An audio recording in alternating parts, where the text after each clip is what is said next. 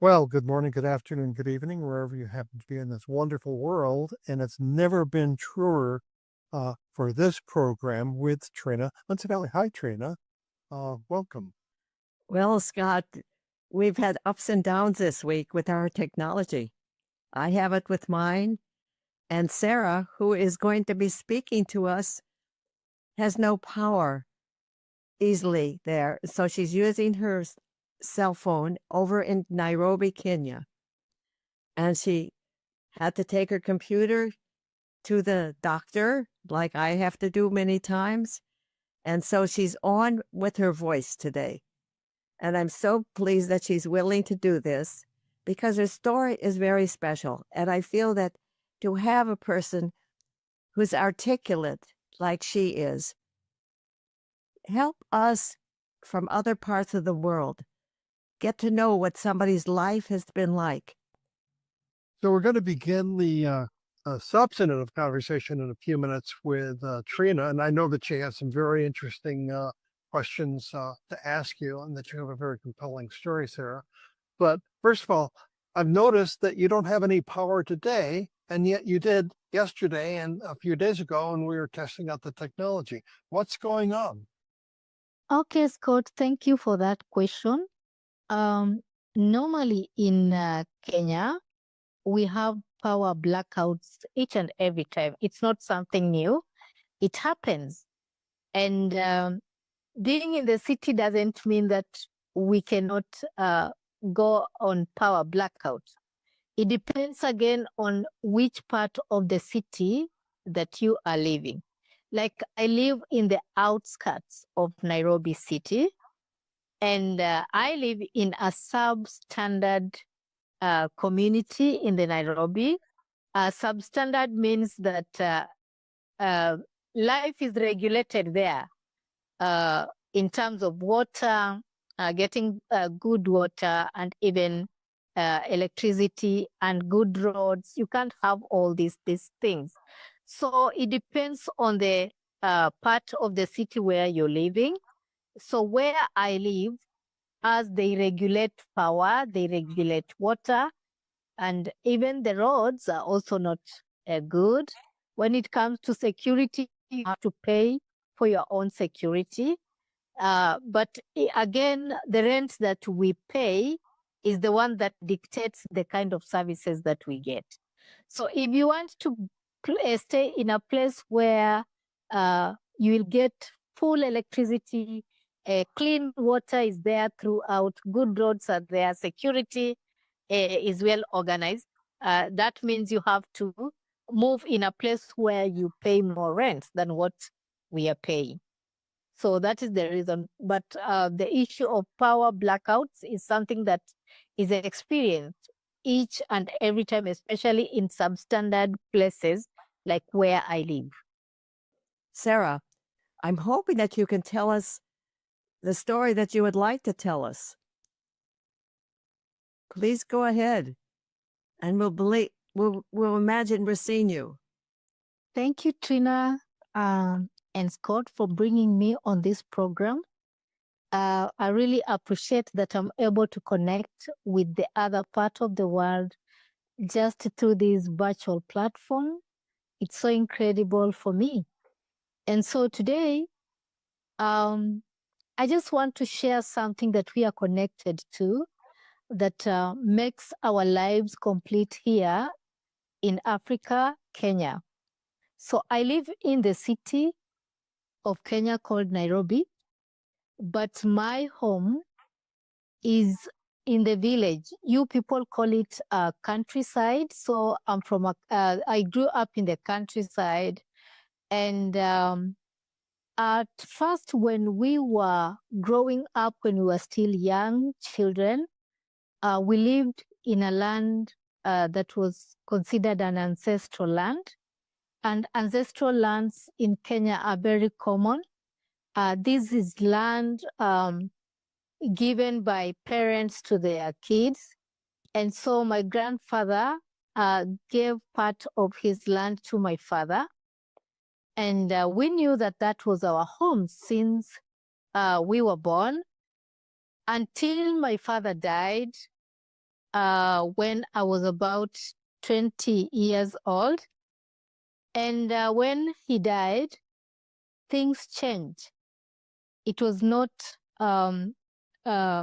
as usual, and life changed immediately because from the community, from our aunts, our relatives, land is owned by men, and so my mom was not allowed to even own the land that was my father's land. Neither us, the children, were also allowed to own this land. And so my uncles, the brothers to my father, took that land, and we ended up being homeless. So from here, we had to figure out how do we live. And my mother decided to rent a small house in a market, a small market in the village, where we lived, and she struggled to sell some vegetables. She was a vegetables vendor as well. She would sell vegetables. And when I talk of selling vegetables in Kenya, this is a very small business for women who struggle so much. So my mom was able to sell the vegetables. She was able to educate us up to some level. And luckily, I got an organization called the Grail International. It took me through high school. It paid for my school fees in high school. I managed to complete my high school. I passed very well. I went to university. And after my first years of graduation, I got a very good job with a private school. And when I got my first year's salary, I was able to collect this money and buy a small piece of land for my mother because she was so much used to having her own land. And the reason why I'm bringing this story, it's because I want to share with you what my mother does and prefers to do with land. For her, land is so precious. Land is the only important resource that she was valuing that time, because she was used to doing farming, and part of the farming that she was doing is majorly indigenous farming, which we call it, right now people are trying to call it agroecology, and I would call it indigenous farming because it was a type of farming that was associated so much with traditional ways of planting without chemicals, without fertilizer, processing on seeds, saving on seeds, sharing seeds. And so she thought, I thought my mom was missing a lot, and God blessed me. At least that time I was able to buy this small part of land. And so just like my mother, other women have in my community have gone through the same experience. What happens so much in most of the African or other Kenyan communities, whenever a husband dies, the land is taken by the brothers or the relatives of the husband, and women are left landless.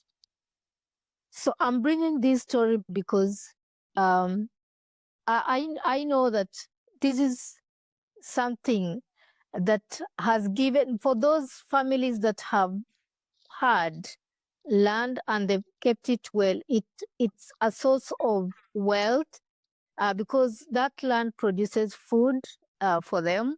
The land is able to produce even some types of crops that are medicinal as well. So when you don't have land here in Africa, actually, someone who doesn't have land in Africa is the poorest, is considered the poorest person, because you're not connected to any nature, and at the same time, you're not able to manage even feeding your own family.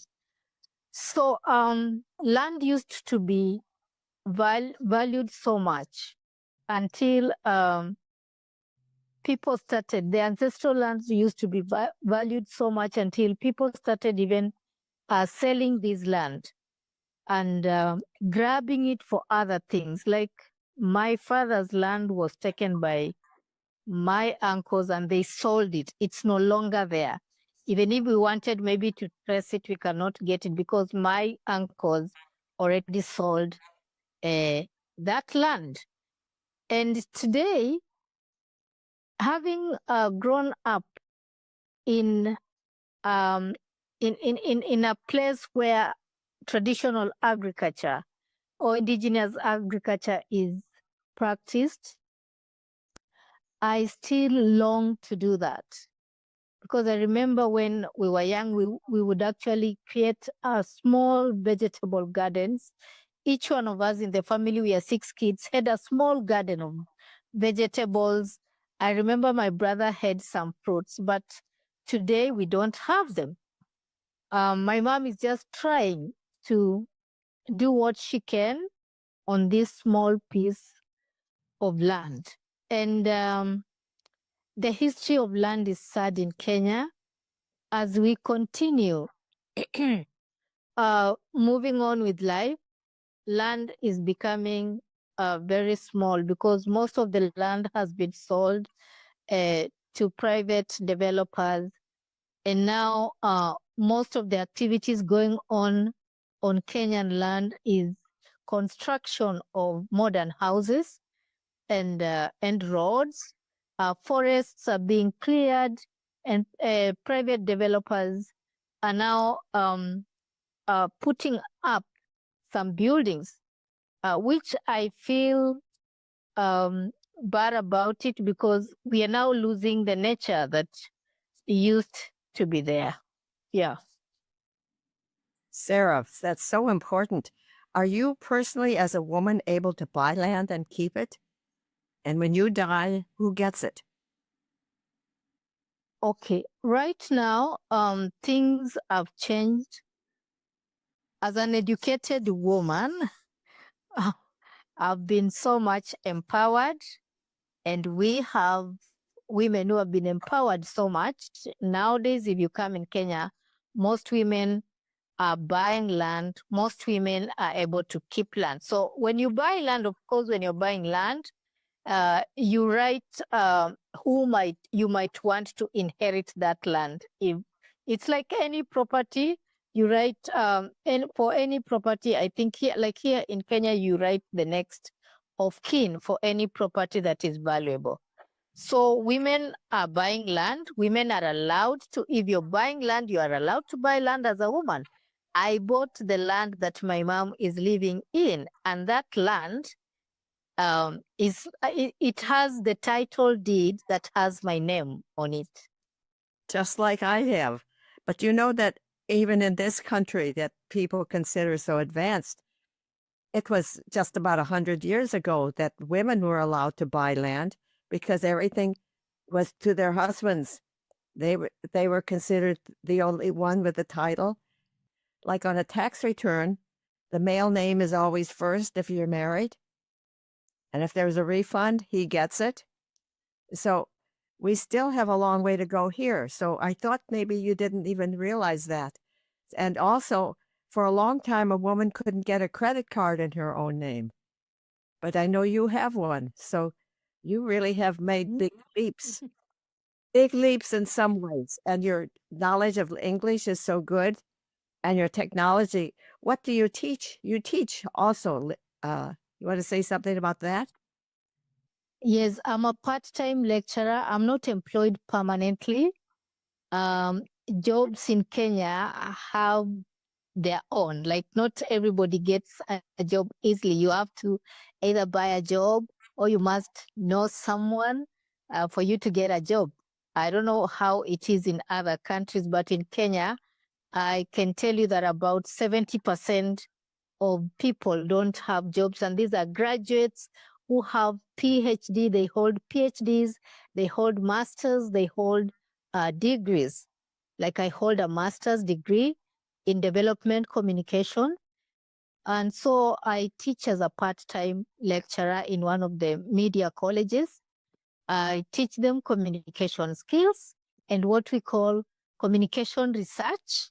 These are 3 units: communication skills, communication research, and mass communication theories. Those are the 3 units or other subjects that I teach in the college. So we are only allowed to teach for 12 hours in a week as part-time lecturer because the school has their permanent lecturers. And so they only bring in the part-time lecturers when they feel there is a gap. And again, the 12 hours is not automatic, like there are semesters where you can only get 10 hours or even below that. Like this time round, I only have 6 hours that I've been teaching. And we teach you, the procedure is that you go, you teach for 3 months. After teaching for 3 months, you set the exams. And then after these exams have been done, you mark these exams. After marking the exams, you submit the results. And then you wait for another 1 month. If there's no student who has complained about their marks or about the exams, they start now processing your claims. And so that means you're paid after maybe between 3 to 4 months, let me say 4 to 5 months before you get your salary. Yeah. Can you ever fail somebody? Because they would complain, wouldn't they? I think when you're called to be a teacher, Trina, you find yourself doing the right thing every time. It's very hard for you to fail someone. Of course, you're not rewarding people, but you award what they have gotten. Like you give the marks according to how they have performed, how they've responded. And it's very hard to even say you're going to fail a student because one, they don't write their own names on this exam booklet. They only write their admission number. And we are talking about 100 students. You will not even have the time to find out whose admission number belongs to who. So you just do your work dedicatingly. As a teacher, I believe this is a very special call, and it's, unless otherwise, I believe it's very hard for a teacher to even lie or to deny marks. If you are a true teacher, you'll find yourself doing the right thing. Well, this is very interesting, and I'd like to pop in with my own question, and that is, Sarah, how long have you been teaching? This is my 9th year. I started as a high school teacher, and then when I advanced in my education, I started teaching in college. So I'm teaching in a middle level college. It's a media college. And most of our students pursue diploma, certificate, and postgraduate diploma. Another question, you've been teaching for 9 years. During that time, we've gone through a pandemic, which has just wreaked havoc, at least in the United States of America, with students and their ability to go to school and whatnot. Have you noticed any change in the students that you're teaching between when you first started out and the students that you're teaching right now? Are they better? Are they worse? Is there no change? What's your observation? I want to say that I've had wonderful experience with different levels of students in different years. And I want to say that every year, each year, the students that we receive are different from the ones we had. Their characters, the way they reason out, their attitude is totally different. It's never the same. Like I would say, after every 3 years, there's a change of behavior among students. And the ones that we are currently having today, I would say they are students who have a lot of information about the world. these are students who know too much. And sometimes I think it's because of the social media exposure and the globalization of the world and everything. So they're able to like get a lot of information. And now that they have enough time to adventure, to venture the world through the virtual platforms, through the social media, you find that we are handling some of the best students, some of the brightest students, and some of the careless students at the same time, and even lazy students at the same time. So I can say they're all different. And as technology advances, I think they're also advancing. Like the AI thing has really changed the way the students are behaving. Most of them rely so much on AI information. If you give them like a topic in class today, maybe you've introduced a topic.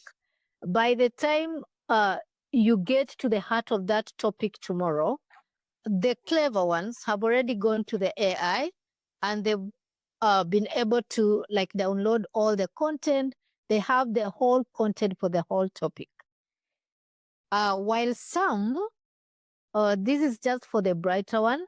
For the lazy ones, they spend most of their time maybe watching video on TikTok for entertainment.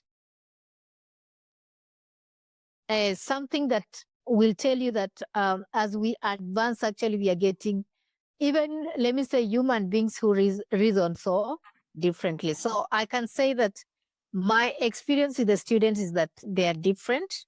They behave different in character, in perception, in attitude.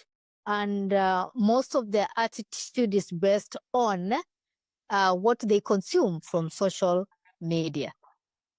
Like, if you ask them how much time they would spend on social media, some of them will tell you, I'm on social media 24/7. The only time maybe I'm not on social media platform is when I'm in class. And sometimes even when I'm in class, I can find my own way of being on a social media platform. So that one tells you, again, a lot about the kind of students we are having today. And there are things they value. Like them, they want the simplest way of learning. They don't want to struggle so much. Like I remember us when we were in school, we would struggle going to the library, sitting in the library, reading a book, and then maybe responding to tasks by sitting in a library. We would even go to national libraries to read. But them, they rarely go to the library. Like the other day, we were trying to find out how many students go to the library every day. We have around 12,000 students. Out of the 12,000, only 300 visit the library within a day. So that means the rest, 11,700 students don't visit the library at least even once in a week. Yeah. I don't know if I've answered your question, Scott. I have a very good friend who's my next door neighbor. He's taught for many, many years. And she and I were talking just the other day. And I am here to report, Sarah, that students are the same the world around, because everything that you've said is very similar to some of the observations that she has had. So thank you. Thank you for sharing that. Sarah, I know you have shared with me your desire to help this whole agroecology, this organic approach to things that your mother actually practices.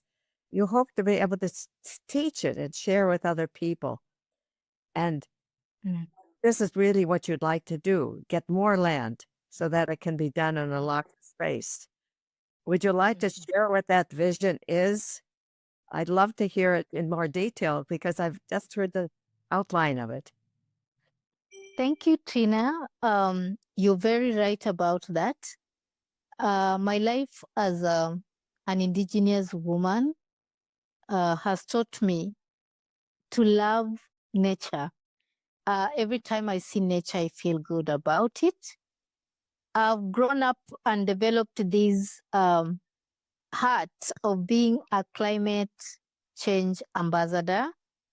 And it's one thing I would love to continue doing. I've interacted with so many people, the young people, my students, people in my village, women in my village, young kids in my church, women in my church. And I realized that, let me say, if I use the layman's maybe measurement, I will say 80% of people doesn't know anything about climate change where I come from. They have so many definitions of climate change. Let me say, not perceptions, assumptions about climate change. Some of them say it's a punishment from God. Some of them say it's normal to have climate change. It's something that happens after some years. Some of them think that, okay, there's nothing big about what we are trying to talk about. And I feel people need knowledge. That is the first thing. People need knowledge. And how do I help people get this knowledge? It's by practically establishing a practical ground somewhere. Like if I want to talk about the indigenous knowledge to protect the earth, I need to do it practically. I need maybe a land where I can show them that this is the indigenous way of living. As they grow their food, they are also protecting their land. As they grow their food without chemicals and fertilizers, they are also trying to take care of the earth and the biodiversity. So it's only that I'm limited actually, but my dream, which I will not stop dreaming until maybe I actualize it in future, is to have a land where I will practically practice organic farming and use this farm to teach the community and especially young children, who is the next generation, on the importance of organic farming, how to do it. Invite the schools within the community to make use of that land to learn more about indigenous farming, agroecology, farming, taking care of the earth by using indigenous ways of farming. Two, I want to connect with nature. I just feel like connecting with nature and trying to restore nature. When we were growing up, we used to have monkeys because there were at least bushes. Nowadays, people have cleared bushes. You rarely see the monkeys. You will see maybe a spot of it after 1 month or 2 months. But when I was growing up, monkeys were common animals. Actually, they were living with human beings. We were even sharing food with monkeys. I remember we would go to our farm and find monkeys have eaten some of the food that we had grown. And my father and my mother would not complain. They would say the ancestors have come to share food with us. Those monkeys were looked at as ancestors. But today, those monkeys are not there. We would hear the birds. Actually, we didn't have a clock in our home. We would be woken up by birds singing very early in the morning. And we would know that it's morning through the singing of the birds. Nowadays, these birds are disappearing each and every time. And now we have to rely on clocks, on alarms from our phones. Yeah, so I want to basically have something that will, one, protect the environment. Two, it will educate others, especially the young children and women in the community. And three, to connect with nature. Yeah. Thank you. That's a wonderful response. And we're probably at the end of our time, aren't we, Scott?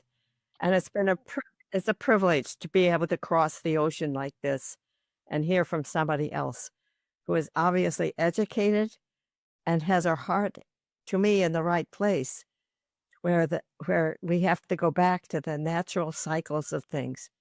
And actually, that's what the season we're in right now, the beginning of spring, the Lenten season in my culture, and in all the Catholic world, actually, the Lenten season. But here it goes along with the beginning of spring and the growth of new things, the new plants outside that are sticking their beautiful heads up and getting ready in our own hearts for the great idea of resurrection. And nature is the one that can teach us so much about it.